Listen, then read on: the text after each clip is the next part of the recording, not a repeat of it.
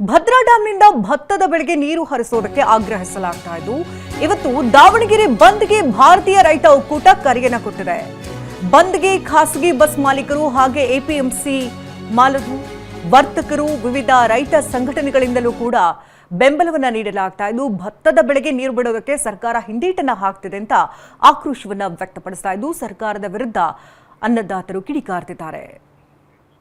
ಮಾಜಿ ಮಂತ್ರಿಗಳಾಗಿರ್ತಕ್ಕಂಥ S A ರವೀಂದ್ರನಾಥ್ರವರ ನೇತೃತ್ವದಲ್ಲಿ ನಾವು ಎಲ್ಲ ಏನು ವರ್ತಕರುಗಳಿಗೆ, ನಗರದಲ್ಲಿರ್ತಕ್ಕಂಥ ಎಲ್ಲ ಉದ್ಯಮಿಗಳಿಗೂ ಸಹಿತ ನಾವು ಮನವಿಯನ್ನು ಮಾಡಿದ್ದೀವಿ.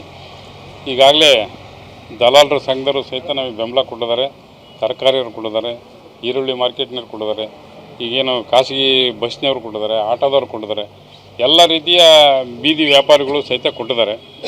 ನಮ್ಮದು ಏನಪ್ಪ ಅಂದರೆ ಶಾಂತಿಯುತವಾಗಿ ಬಂದ್ ಮಾಡ್ತಕ್ಕಂಥದ್ದು. ನಾವು ಬೇರೆ ರಂಗೆ ಈಗ ನಂದು ಅದರಲ್ಲಿ ವೈಯಕ್ತಿಕವಾಗಿ ನನ್ನ ಮೇಲೂ ಒಂದಿಬ್ಬರು